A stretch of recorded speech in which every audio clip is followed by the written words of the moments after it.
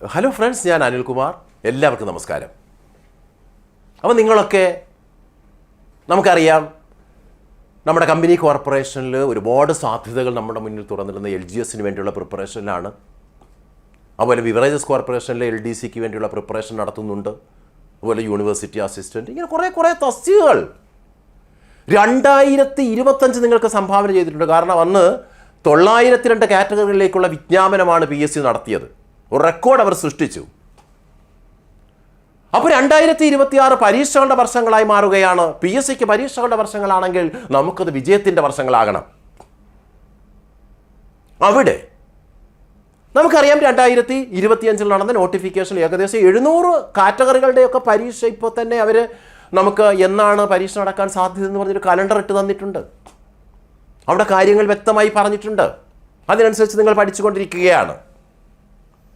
അവിടെ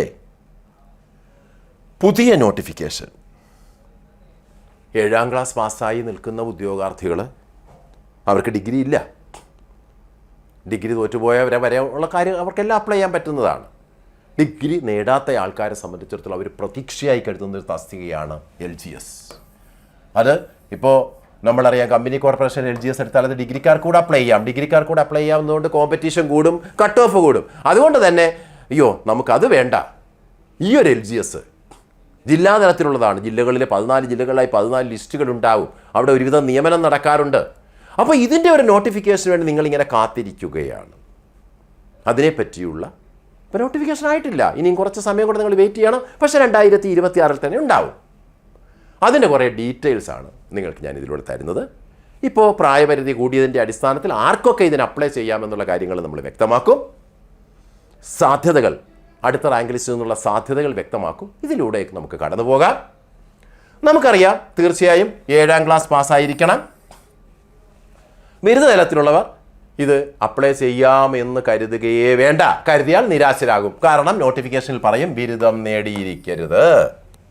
2008 ജനുവരി 1 അതിനു മുമ്പോ ജനിച്ചവർക്ക് 2026 വിജ്ഞാപനങ്ങൾ അവസരമൊരുക്കുന്നുണ്ട്.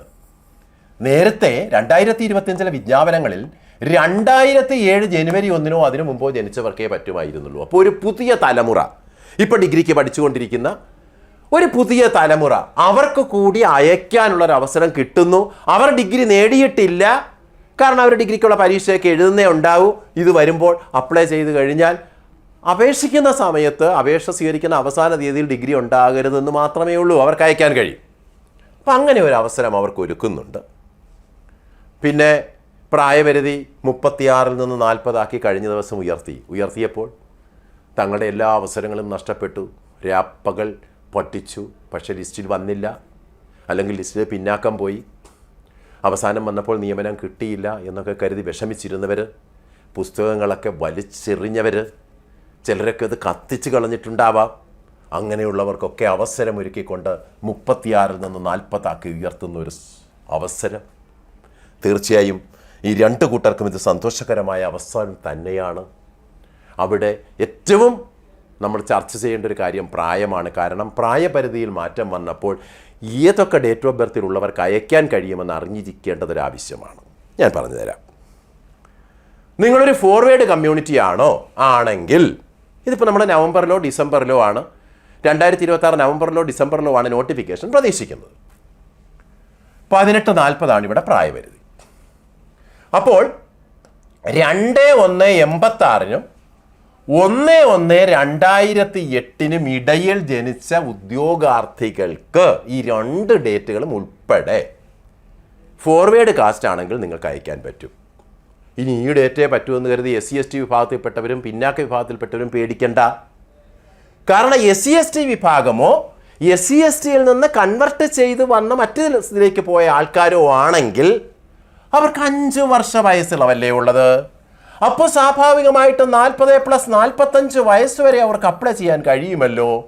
അപ്പോൾ അവരെ സംബന്ധിച്ച് 2/1/81 മുതൽ, ഇവിടെ 2/1/86 മുതലുള്ളവർക്കായിരുന്നു അപ്ലൈ ചെയ്യാൻ കഴിയുക. ഇവിടെ 2/1/81 മുതൽ ജനിച്ചവർക്ക് അപേക്ഷിക്കാൻ കഴിയും. ഇത് കൂടാതെ നിങ്ങളിപ്പോൾ SLC കിട്ടിയത്, നിങ്ങൾ SLCയേക്കാൾ ഉയർന്ന ഒരു സാധനം, ഒരു പ്രീ ഡിഗ്രി +2 ഉണ്ട്, 7ാം ക്ലാസ് നീ പറഞ്ഞിരിക്കുന്നത്. അപ്പോൾ നിർദ്ദിഷ്ട യോഗ്യതയേക്കാൾ ഉയർന്ന ഒരു ക്വാളിഫിക്കേഷൻ ഉണ്ടെങ്കിൽ നമ്മുടെ പൊതുവ്യവസ്ഥകളിൽ ജനറൽ കണ്ടീഷൻസിൽ 2(2) പ്രകാരം പറയുന്നുണ്ട് SC/STക്കും SC/STയിൽ നിന്ന് പരിവർത്തനം ചെയ്ത് പ്രായപൂർത്തിയാകുന്നതിന് മുമ്പ് പ്രായപൂർത്തിയായ ശേഷം പരിവർത്തനം ചെയ്യുകയും അവരുടെ സന്തതി പരമ്പരകൾ പെടുകയും ചെയ്യുന്നവരാണെങ്കിൽ അവർക്ക് 50 വയസ്സ് വരെ അപ്ലൈ ചെയ്യാമെന്ന് പറയുന്നത് നേരത്തെ തൊട്ടുള്ള കാര്യമാണ്. അതിപ്പോഴും അനുവദനീയമാണ്. അപ്പോൾ SC/ST അതിൽ നിന്ന് പരിവർത്തനം ചെയ്തവരുടെ കാര്യം കഴിഞ്ഞു. ഇനി മറ്റ് പിന്നോക്ക സമുദായങ്ങൾക്ക് 3 വർഷ വയസ്സിളവുണ്ട്. 3 വർഷ വയസ്സിളവുണ്ട്. അപ്പോൾ അവർക്ക് 2/1/83 മുതൽ അല്ലേ, സാധാരണ 86 3 വർഷ വയസ്സിളവ് വരുമ്പോൾ 2/1/83 മുതൽ ജനിച്ചവർക്ക് അപേക്ഷിക്കാൻ കഴിയുന്നുണ്ട്. അപ്പോൾ നിങ്ങളെ സംബന്ധിച്ച് നിങ്ങളുടെ ഡേറ്റ് ഓഫ് ബർത്ത് നോക്കുക. അതിൽ നിന്ന് തന്നെ നിങ്ങൾക്ക് അയക്കാൻ പ്രായപരിധി അനുസരിച്ച് നിങ്ങൾ അർഹരാണോ അർഹരല്ലയോ എന്ന് നിങ്ങൾ തന്നെ നിർണ്ണയിക്കുക. പിന്നെ ഇതിൻ്റെ പേ സ്കെയിലിനെ പറ്റി പറഞ്ഞാൽ 23,000 50,200 എന്ന പേ സ്കെയിലാണ്. നിങ്ങൾ വിഷമിക്കേണ്ട. 1/7/2024 മുതൽ പ്രാബല്യത്തിലൊരു ശമ്പള പരിഷ്കരണം വരുന്നുണ്ട്. അതിൻ്റെ പേ കമ്മീഷനെ ഗവൺമെൻറ് നിയമിച്ചു കഴിഞ്ഞു. 3 മാസത്തിനകം റിപ്പോർട്ട് സമർപ്പിക്കണമെന്നാണ് പറഞ്ഞിരിക്കുന്നത്. അങ്ങനെയാണെങ്കിൽ ഈ സെലക്ഷനിൽ നിയമിക്കപ്പെടുന്ന നിങ്ങൾക്കൊക്കെ തന്നെ 23,000 50,200 ആയിരിക്കില്ല. ഒരു പക്ഷേ നിങ്ങൾക്ക് ലഭിക്കുക ഒരു 35,000 ഒരു 60,000 ഒക്കെ വരുന്നൊരു സ്കെയിലായിരിക്കാം. അപ്പോൾ സ്കെയിലിലൊക്കെ മാറ്റം ഉണ്ടാകാമെന്ന്. ഇനി ഇപ്പോഴുള്ള ആ ശമ്പള സ്കെയിൽ മറ്റേ 3 മാസം കഴിഞ്ഞല്ലേ കമ്മിറ്റി റിപ്പോർട്ടൊക്കെ വരത്തുള്ളൂ. അതൊക്കെ വന്നോട്ടെ. നമുക്ക് ഇപ്പോൾ സാലറി ആദ്യമായിട്ട് പ്രവേശിക്കുന്ന ഒരാൾക്ക് 23,000 ബേസിക് പേ, 35% DA, 8,050 രൂപ DA, 2,300. ഞാനൊരു 10% വെച്ച് HRA പറഞ്ഞിരിക്കണം. അതിൽ സ്ലാബിൽ ചെറിയ വ്യത്യാസമൊക്കെ വരും. എങ്കിലും അത് പറയുകയാണ് 33,350 രൂപ നിങ്ങൾക്ക് കിട്ടും. ഇതിനകത്തുനിന്ന് പെൻഷൻ കോൺട്രിബ്യൂഷനൊക്കെ കൊടുക്കണം കേട്ടോ, 10%. അതൊക്കെ അവിടെ നിൽക്കട്ടെ. ഇതാണ് ശമ്പളത്തിൻ്റെ അവസ്ഥ. പിന്നെ ശമ്പള പരിഷ്കരണത്തിൻ്റെ കാര്യം ഞാൻ നേരത്തെ പറഞ്ഞു. 1/7/2024 മുതൽ ശമ്പള പരിഷ്കരണം വരുമ്പോൾ ഇപ്പം ഞാൻ ഈ പറഞ്ഞ ശമ്പളത്തേക്ക് കൂടും. ഇപ്പോൾ ഒരു 30,000 എഡ്ജിലാണ് നിൽക്കുന്നതെങ്കിൽ അപ്പോൾ ശമ്പളം എനിക്ക് തോന്നുന്നു 38,000 39,000 കുതിച്ചുയരാനുള്ള സാധ്യതയുണ്ട്. അപ്പോൾ ആ കാര്യം കൂടി നമ്മൾ ഓർക്കേണ്ടതുണ്ട്. പിന്നെ ഒരു സന്തോഷ വാർത്തയുണ്ട്. നിങ്ങളിൽ പലരും കമ്പനി കോർപ്പറേഷൻ LGSന് വേണ്ടി വർക്ക് ചെയ്യുന്നവർ പ്രിലിമിനറി എഴുതണം, മെയിൻ പരീക്ഷ എഴുതണം. ഇവിടെ നിങ്ങൾ ഒരു പരീക്ഷ എഴുതിയാൽ മതി. കേരളത്തിലെ 14 ജില്ലകളിലേക്ക് വേണ്ടി നടക്കുന്ന, നിങ്ങൾ ഏതെങ്കിലും ഒരു ജില്ലയ്ക്ക് വേണ്ടിയായിരിക്കും അപ്ലൈ ചെയ്യുക. 14 ലിസ്റ്റുകൾ ഉണ്ടാകും. 14 ജില്ലകളിലേക്കാണ് സെലക്ഷൻ നടക്കുക. അവിടെ ഒരു പരീക്ഷ മാത്രം, പ്രാഥമിക പരീക്ഷയില്ല. സന്തോഷകരമായ കാര്യമാണത്. അതുപോലെ സിലബസിലേക്ക് വരുമ്പോൾ പൊതുവിജ്ഞാനം 40 മാർക്ക്, ആനുകാലിക വിഷയങ്ങൾ 20 മാർക്ക്, സയൻസ് 10 മാർക്ക്, പൊതുജനാരോഗ്യം 10 മാർക്ക്, ലഘുഗണിതവും മാനസിക ശേഷിയും നിരീക്ഷണ പാഠവും പരിശോധനയും 20 മാർക്ക്. ഇങ്ങനെ സിമ്പിളായിട്ടുള്ള ഒരു സിലബസാണ്. പിന്നെ ഈ സിലബസിൻ്റെ ഡീറ്റെയിൽഡ് ആയിട്ടുള്ള കാര്യം നമ്മുടെ ഡിസ്ക്രിപ്ഷൻ ബോക്സിൽ കൊടുത്തേക്കാം, അതിന് ലിങ്ക് കൊടുത്തേക്കാം. അത് നോക്കി നിങ്ങളൊക്കെ ഇപ്പോൾ പുതുതായിട്ട് പഠിച്ചു തുടങ്ങുന്നവരൊക്കെ ആണെങ്കിൽ ആ സിലബസ് നോക്കിയിട്ട് അതിനനുസരിച്ച് അങ്ങ് കാര്യങ്ങൾ പഠിച്ചു പോയിക്കോ. നിങ്ങളുടെ UP സ്കൂൾ മുതൽ പഠിച്ചിട്ടുള്ള ആ പാഠപുസ്തകങ്ങളിൽ തന്നെ ഇതിൻ്റെ കാര്യങ്ങളൊക്കെ ഉണ്ട്. പിന്നെ നമ്മൾ വിജ്ഞാപനം പ്രതീക്ഷിക്കുന്നത് 2026 നവംബർ ഡിസംബർ മാസങ്ങളിലാണ്. പരീക്ഷ പ്രതീക്ഷിക്കുന്നത് 2027 സെപ്റ്റംബർ ഒക്ടോബർ മാസങ്ങളിലാണ്. റാങ്ക് ലിസ്റ്റ് നിലവിൽ വരുന്നത് 18/7/2028 ഇതൊക്കെ വെറും പ്രതീക്ഷകളാണ്. PSC തീരുമാനിക്കണം, PSC നടപ്പാക്കണം.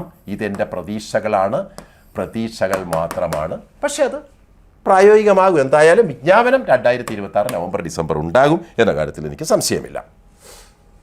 അപ്പോൾ ഇനി നിങ്ങൾ ചെയ്യേണ്ടത് നിങ്ങളുടെ പരിശ്രമം തുടരുക എന്നുള്ളതാണ്.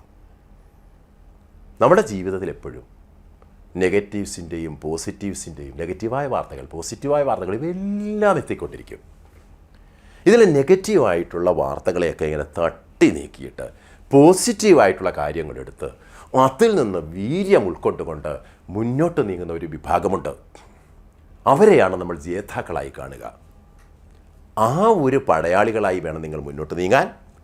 നമ്മുടെ മനസ്സ് സന്തോഷഭരിതമായിരിക്കണം, ഊർജ്ജസ്വലമായിരിക്കണം, ആത്മവിശ്വാസമുള്ളതായിരിക്കണം.